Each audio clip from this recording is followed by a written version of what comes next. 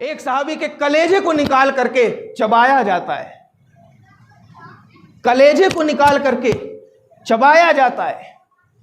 सरकार के चाचा हैं वो, हजरत अब्बास के कलेजे को निकाल करके करबला के मैदान में दिखा दिया गया। 6 महीने के बच्चे को कुर्बान कर दिया गया इस्लाम की खातिर। इमाम हुसैन ने गर्दन कटा दी इस्लाम की खातिर।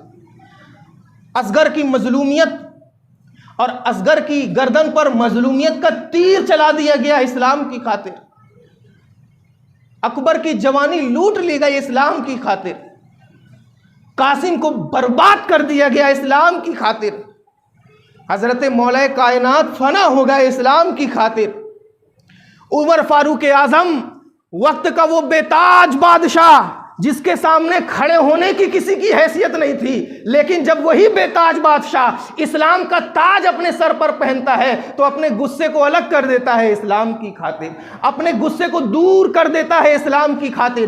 कल कोई भी शख्स फारूक के सामने खड़ा होने से एतराज करता था, आज चलता फिरता इंसान फारूक से हिसाब किताब पूछ लेता है और फारूक सब कुछ बर्दाश्त करते हैं इस्लाम की खातिर। उस्मान की शहादत होती है इस्लाम की खातिर, फारूक आजम की शहादत होती है इस्लाम की खातिर, हसन मुज्तबा जिंदगी देते हैं इस्लाम की खातिर, इमाम हुसैन गर्दन कटाते हैं इस्लाम की खातिर, अब्बास की जवानी लूट ली जाती है और अब्बास लुटवा देते हैं इस्लाम की खातिर, अकबर की जवानी पर घोड़े दौड़ा दिए जाते हैं और अकबर हंसी खुशी दौड़वा देते हैं इस्लाम की खातिर। अरे ये तो बड़े हैं बड़े। 6 महीने का मजलूम अली असगर गर्दन कटवा देता है और पूछा जाता है कि अली असगर तुमने ऐसा क्यों किया, तो असगर की रूह जवाब देती है, ऐ पूछने वाले साहिल तू जानता नहीं मैं किसका नवासा हूं, तो दस्त बस्ता जवाब देते हैं जानता हूं। फिर जवाब आता है इस्लाम की खातिर। गौसे आजम ने जिंदगी दे दी इस्लाम की खातिर, गरीब नवाज ने जिंदगी दे दी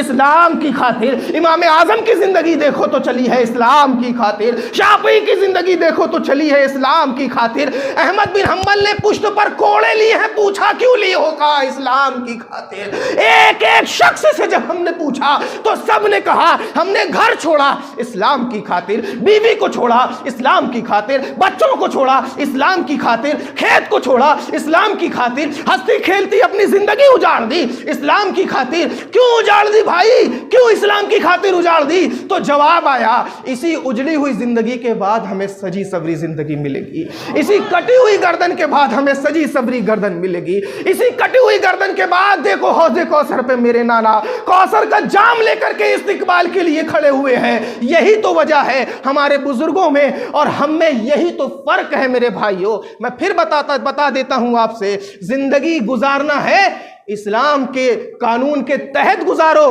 तभी बाद की जो जिंदगी है उस जिंदगी में कामयाबी है।